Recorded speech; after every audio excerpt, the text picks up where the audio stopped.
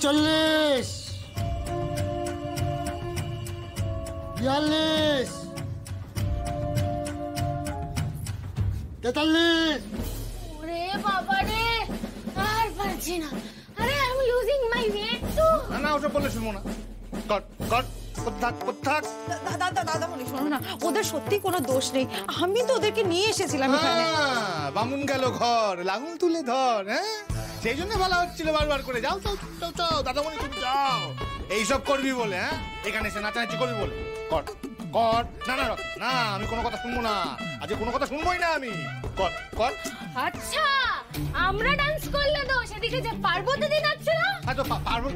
Parvati dance করেছে নিজের মতো করেছে সে আলাদা করে শাস্তি পাবে তোরা কেন দাঁড়িয়ে আছিস তোরা কর এই দাদামণি তুমিও তো ডান্স করছিলে হ্যাঁ আমি ডান্স করেছি আমি কখন আমি ডান্স করেছি হ্যাঁ করছিলে এই করছিল আচ্ছা তুমি ডান্স করলে দোষ নেই হ্যাঁ আমরা ডান্স করলে দোষ হ্যাঁ হ্যাঁ বুঝে গেছি আচ্ছা ঠিক আছে তোরা এখানে নাচছিলি কিচ্ছু বল আমি এখানে ডান্স করছিলাম কিচ্ছু বলবো না নিজেকে কিন্তু তোরা এখানে এত দূরে এসে আমাকে না জেনে ডান্স করছিলি কেন সেটা বল এই রকম বল ও বাবা দারুণ দাদামণি ও কথা আর বলো না হ্যাঁ আমরা তো তাও না বলে এসেছি আর তুমি কি করছিলে হ্যাঁ আমি কি করেছি হ্যাঁ কি করেছি বল কি করেছি আমাদের ডাহা মিথ্যে কথা বলে এলে এখানে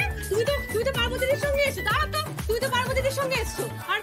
আমাদের কি বললে আমাদের ডাহা মিথ্যে ভাঙা নিয়ে বললো যে নাকি বন্ধুর বিয়েতে যাচ্ছ হ্যাঁ আবার নাকি রায় সাহেবের সঙ্গে যাচ্ছ বাবা দাদামণি সত্যি ধন্য তোমার সেটা মানে কি মানে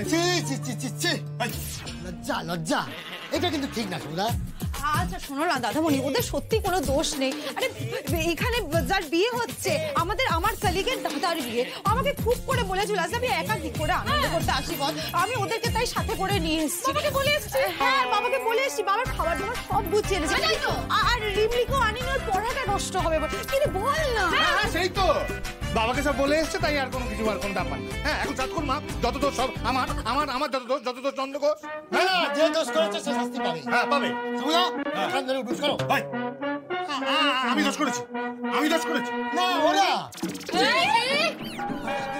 লা সুদা তুমি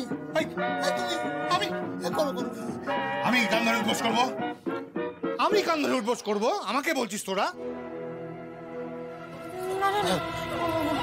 কি আছে ঠিক আছে কোনো ব্যাপার না হ্যাঁ করবে তো উঠবোস কর আনন্দ করছে ফুর্তি করছে মজা করছে হ্যাঁ সবাই খুব হই হুল্লোড় করছে আর এই খাওয়ার পাত এখনো পড়েনি পড়বে এক্ষুনি পড়বে তোকে আমি নেমন্তন্ন বাড়িতে খেতে পাঠিয়েছি নাকি তোকে বলেছি পার্বতীতে চোখে রাখতে সে কোথায় এই তো সামনেই হ্যাঁ লেগে থাকবি একদম সিসিটিভির মতো লেগে থাকবি হ্যাঁ আর নজরে রাখবি আশ্রম মুখে সোফা করে গেছে তোর সাহসও নির্ঘাত কোন একটা ফোন দিয়ে আসছে বুঝলি তো হ্যাঁ একদম লেগে থাকবি কিছু চাপবি না আর আমার খবর পাঠাবি সিসিটিভি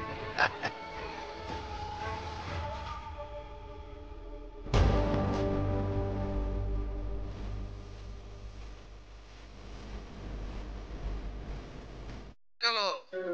উত্তর দিচ্ছিস না কেন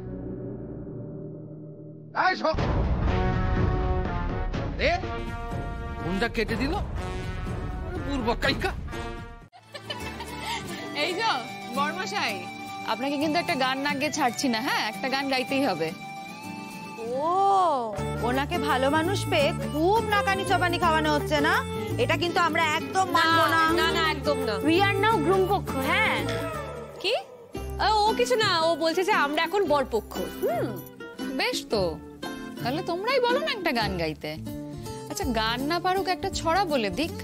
হাট্টি মাটিম টিম তারা মাঠে পারে ডিম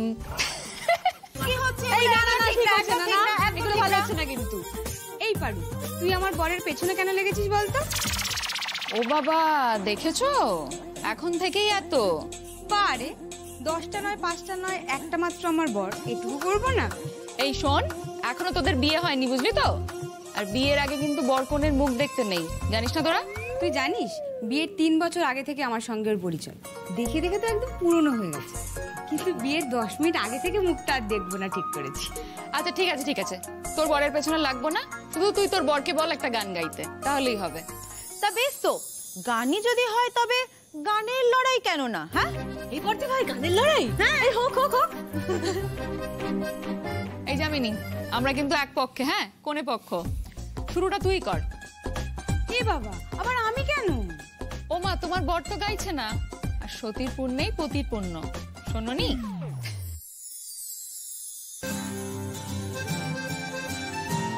ও বাবু, তুমি এখানে?